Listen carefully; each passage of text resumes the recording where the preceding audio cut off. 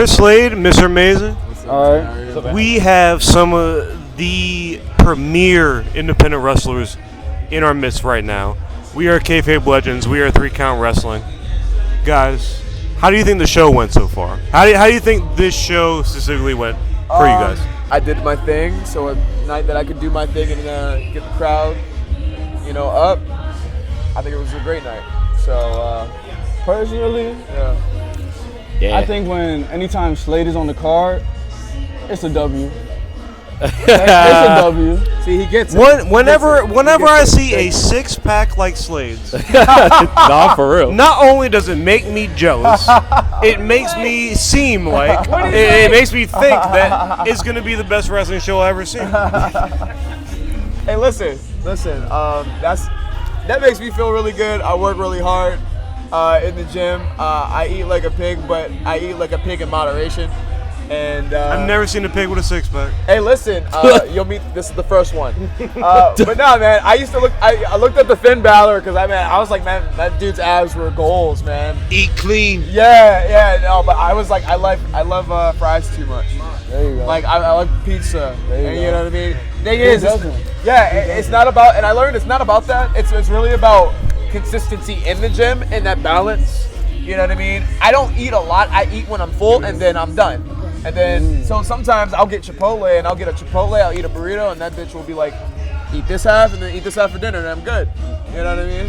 Feels on that. Damn, you make me feel fat. I mean, sometimes. You're here too. Because you make me feel fat. Sorry. You make me feel fat. My bad. Because I get double from Chipotle. See, I don't got money like that.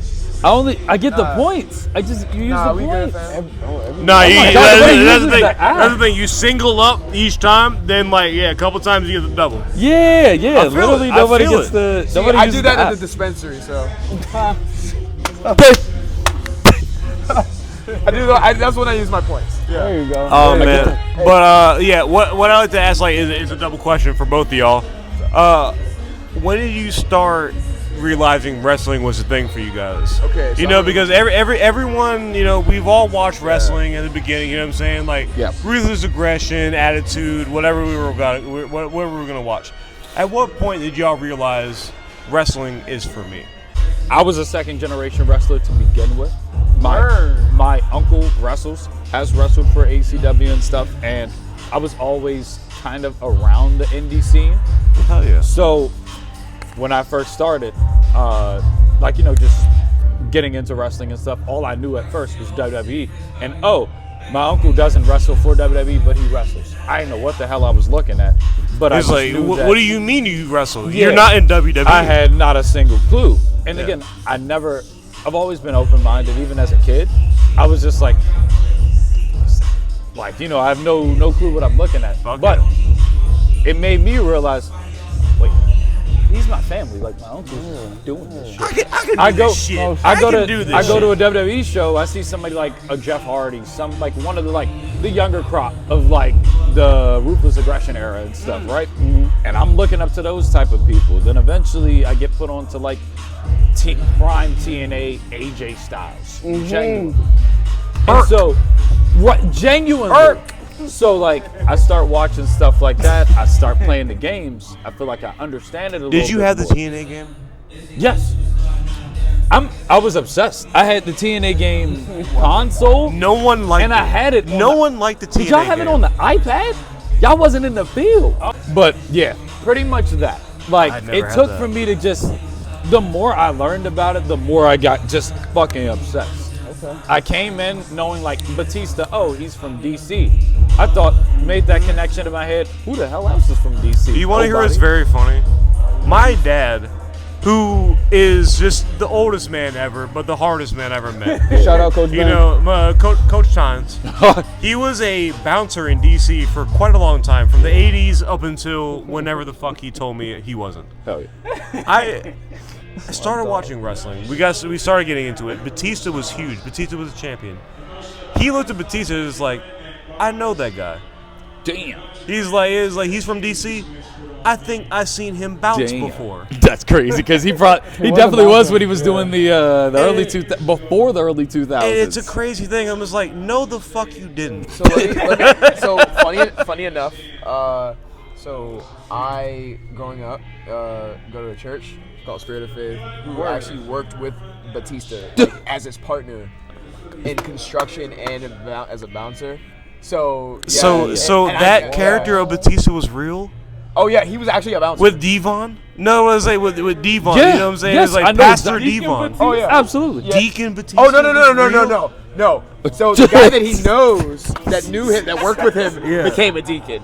But I was no, about to he say. was just a bouncer. No, he was just a brawling bouncer at the time. Yeah. Just the biggest muscle. man. Yeah. He To did have ever construction for existed. time, but no, bouncer was also what he did. Yeah. I mean, Oh look my at that God. build at the time too. Like it's And it's so hilarious too because he's That the was most absurd. ambiguous person Yes. I've ever seen in my life. Yes. What I didn't know are what you? are you? And Are then you you find out Greek? he's Filipino? And Are it's you like, oh, Greek? Yeah, that's like, what are you? Oh, I just learned Yeah, something. he's Filipino. I just Yeah. learned something Filipino, new. man. Yeah. He's just really buff. I get that, Tom. Guys, he's just really buff Filipino guy. That's all. That's insane. I've never seen a 6'5" fucking Filipino. Yeah, it took But- for me to look it up to realize. It's the Yeah, same but thing. yeah, But you also got to remember though, he's from DC, so it's like. he is from DC. That's what gave him But his- Mr. Slade, your story, your wrestling story.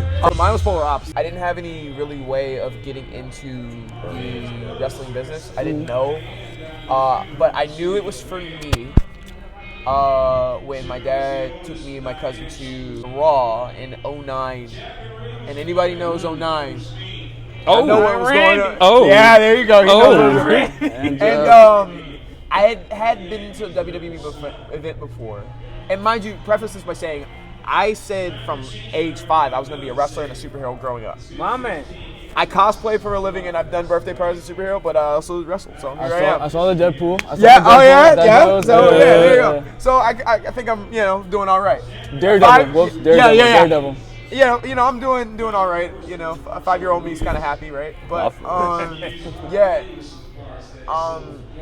but when I really started to take it seriously, when I went to that Raw, and it was when Nexus was on top, and the Raw team had to come together.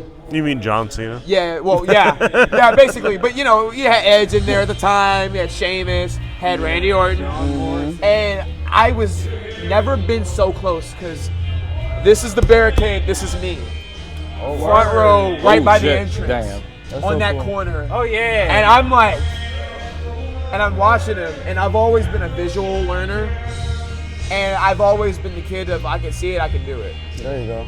And I saw it, and I was like maybe like 15 at the time, maybe about 15 at the time, and I looked at it, I was like, I can do that. There you go. I can do that. That's And I really was cool. just like, no, and I never could shake the fact that like I see that, but I was like, nah, I can be better than that. And that was the thing. Like I watched. You looked at Sheamus, you were like, fucking, I can do that. Yeah, no, I was. I also looked at Randy and I was like, he's so cool, but like, Fuck him, though. nah, like I'm gonna catch him up. I was like, I'm gonna I want RKO that your Randy. ass. And like my catch him finisher up early like on that. was like the lethal injection, so the cutter, because I Fuck always yeah. like, and so because I was also a huge fan of Jay Lethal, but like, dude, when I get excited about something, and it's usually when it comes to fighting in some way, and so. I don't know what that says about me. Dragon Ball is my favorite Gotcha. anime, by the way. Okay, So okay. maybe that gives it a little bit of credence. But I get this overwhelming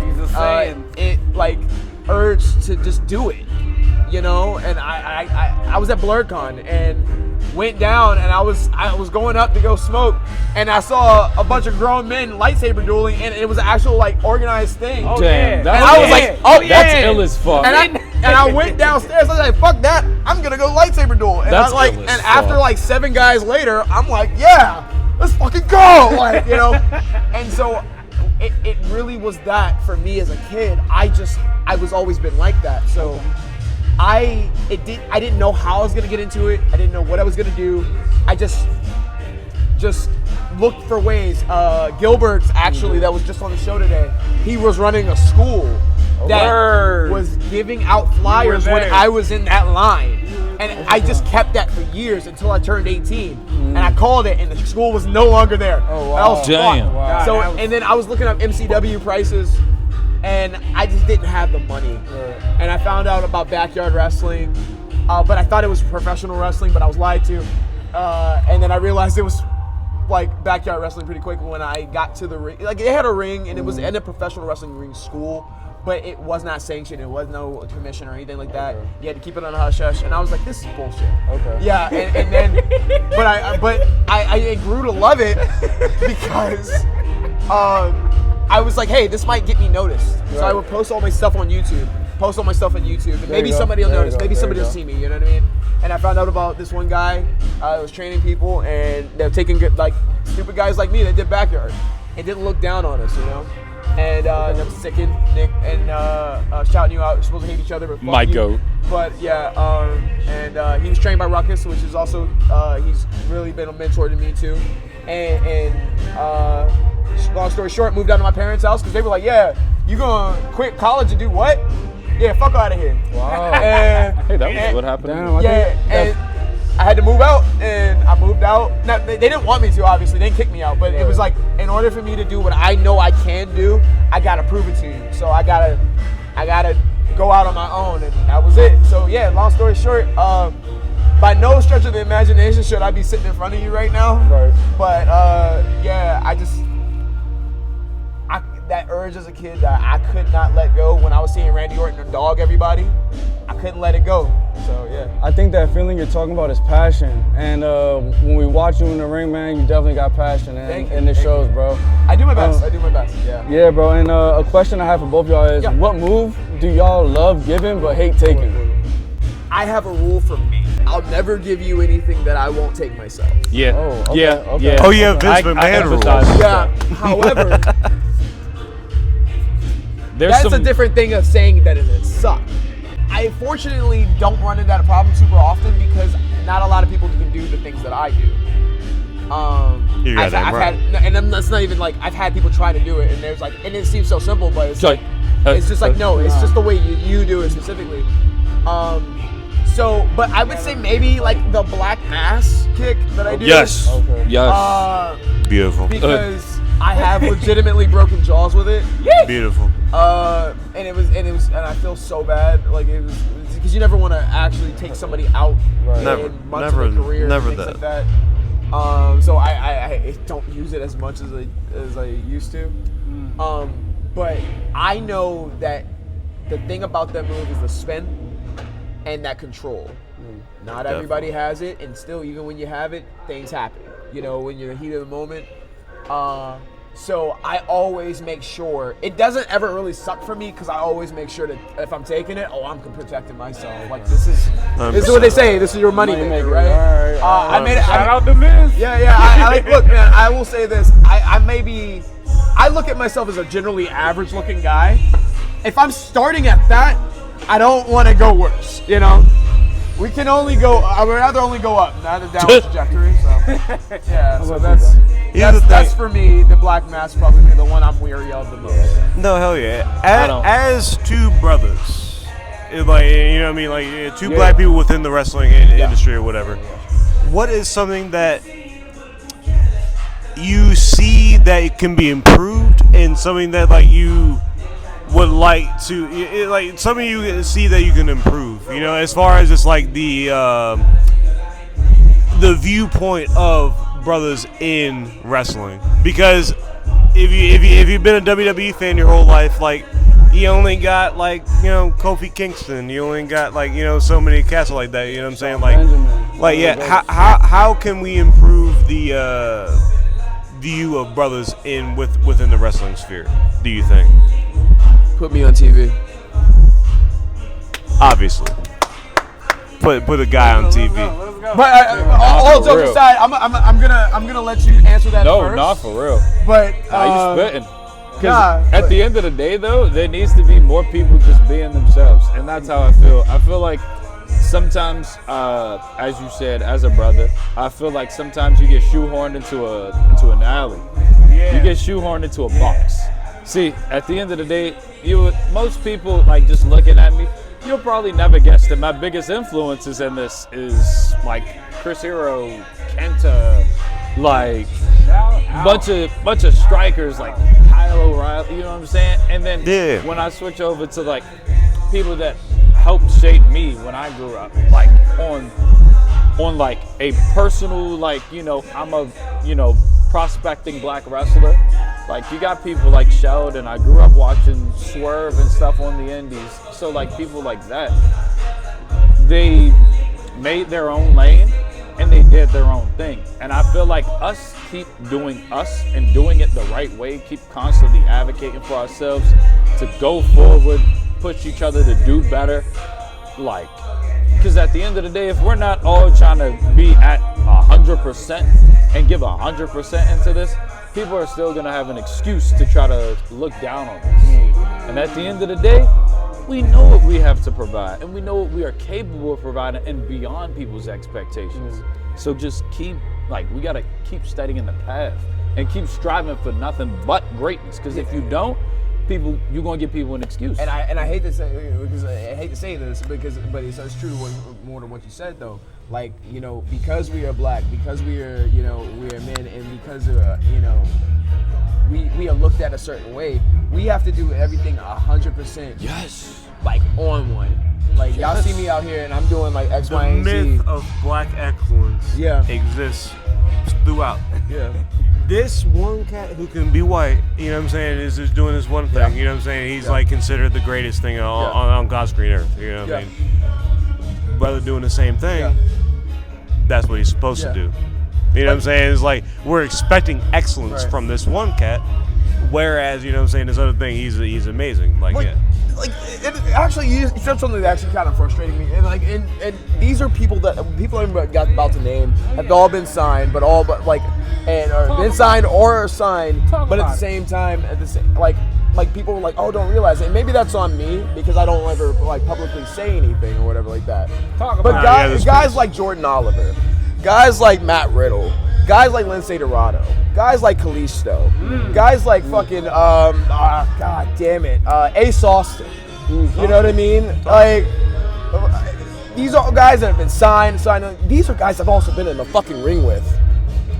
You know what I mean? Like, and yeah, brother, I followed you off of nowhere. I know you've been in the ring with some niggas. Like, Rich Swann, you know what I mean? But he black. He cooking with girls. So he's one of the people that I look up to. Hell yeah. You know what I'm saying? What a good job, bro. Because he understands the level of black excellence that we have to be. He was in if people sit there and be like, oh, he was in a rut and shit like that. But look at him and the level of work that he had to be, because it's like, hey, yo, we can't just rest on our laurels. You know? Like, Swerve is the biggest example to me. Swerve is like a huge example of like, okay, they fucked me up here. We're coming back. I'm gonna go over here and show exactly what you missed out on, and that's one of the things that I respect about him the most. Like, I appreciate that, but I appreciate that they're letting him do that there. And one of the things is, and this is no shade on AEW, there's no shade on TNA. I would work there, either one of those places in a heart, because they would give you a job and I would add something to their company. That's what we want to do. But one of the things that I can absolutely say though is that what Swerve is doing over at AEW truly has not been done in WWE. No. Now, I preface this by saying that we have 3 huge black wrestlers at the top of the card right now in WWE, and I couldn't be happier. All right, I could not be happier. And that's just I'm proud to see. So hopefully in the next year we can say, oh yeah, their whole scene is just popping, black excellence, white excellence, all of it. As they say, black down. Yeah, black down. But you know, at the end of the day, I will in the next 5 years, like I was asked in another interview, I want to be a part of that mix, and I want to be a part of that mix because look, listen, we got our Obas, right? We got our bouncies, you know. We got our bouncies. We got our Javon Evans. We got our Lemon Pepper Steppers. We got our Trick Williams. You know what I mean? We got our little rock callbacks. But guess what? We ain't got a Chris Slade. We ain't got a picture perfect assassin. There you go. We ain't got a man that represents. We don't have a Chris Slade. Exactly. That's all that needs to be said. That's it. That's all that needs to be said, bro. So to wrap it up, who would y'all say, who would be your dream match right now? Right now? Absolutely. 100%. Let's say right now. Yeah. Will Ospreay, right now. dream match, genuinely, I want Shibata. I genuinely like. Is it? Yeah. I just want to learn so much. I want to learn so much about the style. Like, I feel like there's so much to. God, yeah, Shibata. I'm gonna be excited when y'all two are in the ring and fuck each other up. Man, well, thank you guys for your time. It's very inspiring.